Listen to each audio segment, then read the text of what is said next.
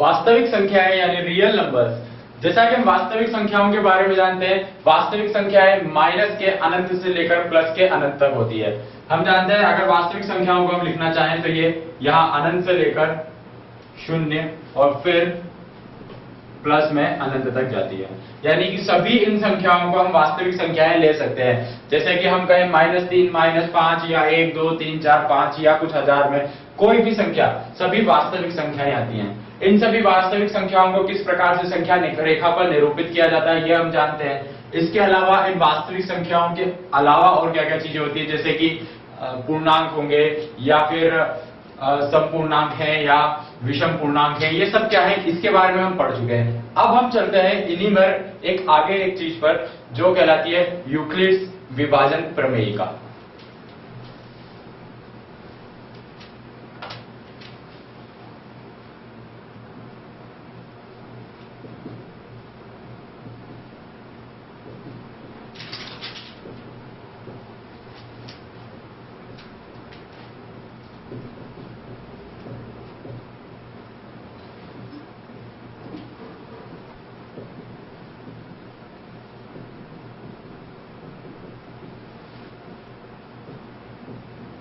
Euclid's division lemma या Euclid विभाजन प्रमेयिका।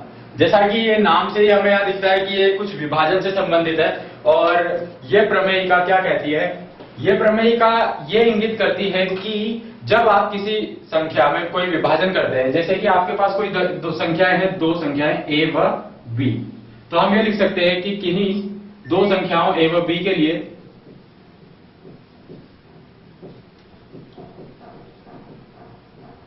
किन्हीं दो संख्याओं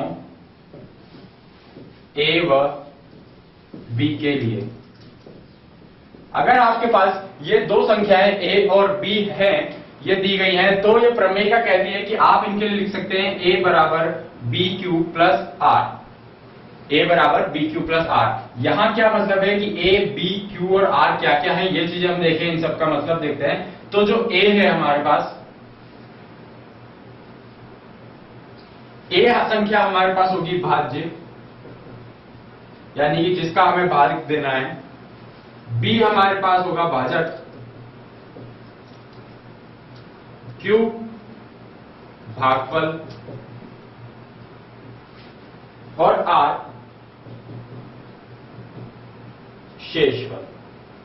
यानी कि हम ये कहेंगे किन्हीं दो संख्याओं a व b के लिए, या इन्हें हम कह सकते हैं कोई दो पूर्णांकों, यहां पर इन संख्याओं की जगह हम इसको लिखे कि किन्हीं दो पूर्णांकों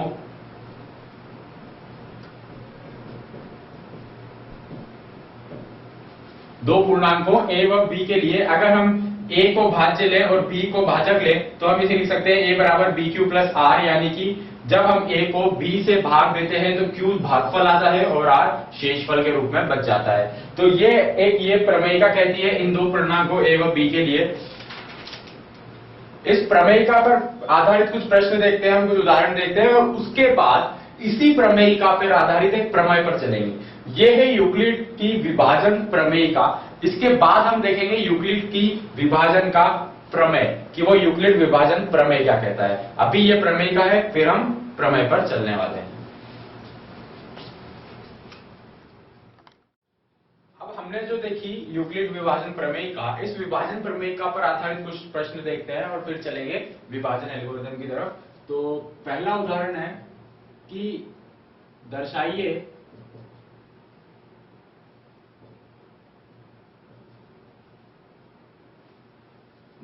कि किसी भी धन पूर्णांक को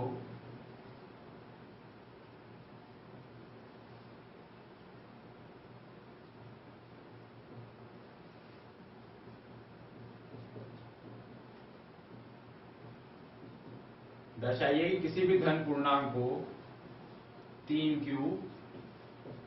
प्लस 1 और 3q प्लस 2 के रूप में